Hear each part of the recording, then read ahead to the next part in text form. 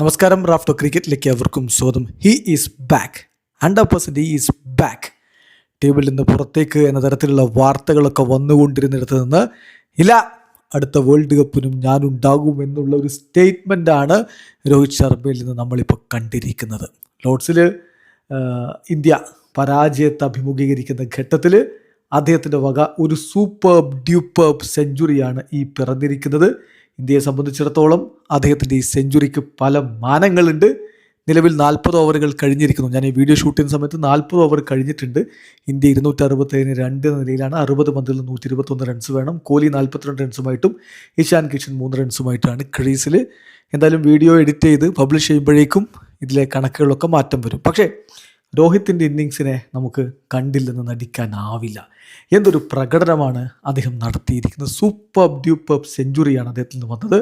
Rohit Sharma has most hundreds as an opener by an Indian in international cricket. ഓപ്പണറായിട്ട് ഏറ്റവും അധികം സെഞ്ചുറികൾ നേടിയിട്ടുള്ള ഇന്ത്യൻ താരം എന്നുള്ള റെക്കോർഡിലേക്ക് അദ്ദേഹം പോകുന്നു. അതുപോലെ തന്നെ അദ്ദേഹത്തിൻ്റെ ബാറ്റിൽ നിന്ന് പിറന്ന സെഞ്ചുറി വരുമ്പോൾ വിരാട് കോഹ്ലി അത് ആഘോഷിക്കുന്ന കാഴ്ച. ഇന്ത്യൻ ഡ്രസ്സിംഗ് റൂം ആ ലോർഡ്സിലെ ബാൽക്കണിയിൽ എഴുന്നേറ്റ് നിന്ന് അദ്ദേഹത്തിന് വേണ്ടി കരഘോഷം മുഴക്കുന്ന കാഴ്ച. 110 പന്തിൽ നിന്നാണ് 138 റൺസ് അടിച്ചത്. അദ്ദേഹം ടീമിനെ വിജയത്തിലേക്ക് കൊണ്ടുപോകുമെന്ന് കരുതിയ ഘട്ടം ബെത്തലിൻ്റെ പന്ത് സിക്സർ അടിച്ചു. അടുത്ത പന്തും വീണ്ടും അടിക്കാനുള്ള ശ്രമത്തിലാണ് പിഴച്ച് ബൗൾഡായിട്ട് അദ്ദേഹം മടങ്ങുന്നത്. എനിവേ അതൊരു ഫാൻറ്റാസ്റ്റിക് ഇന്നിങ്സ് ആയിരുന്നു. 110 പന്തുകൾ, 17 ഫോറും 5 സിക്സറും അടക്കം 125.45 സ്ട്രൈക്ക് റേറ്റിൽ 138 റൺസാണ് അദ്ദേഹം അടിച്ചത്. ആദ്യം ബാറ്റ് ചെയ്ത് ഇംഗ്ലണ്ട് നിശ്ചിത 50 ഓവറുകളിൽ 3 വിക്കറ്റിന് 387 റൺസ് അടിച്ചിരുന്നു.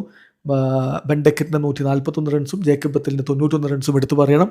ജോ റൂട്ട് 48 പന്തുകളിൽ നിന്ന് 74 റൺസുമായിട്ട് പുറത്താകാതെ നിന്നൊരു ഫിനിഷിംഗ് ടച്ച്. ബട്ട്ലർ 13 പന്തുകളിൽ നിന്ന് 4 ഫോറും 3 സിക്സും അടക്കം 41 റൺസിൻ്റെ മറ്റൊരു മാരക ഇന്നിങ്സ്. ഒരു കിടിലൻ തിരിച്ചടി ഇന്ത്യക്ക് കൊടുക്കണമായിരുന്നു. തുടക്കത്തിൽ ഗില്ലും രോഹിത്തും ചേർന്ന് 147 റൺസാണ് അടിച്ചു. പക്ഷേ 25 ഓവറുകൾ എടുത്ു.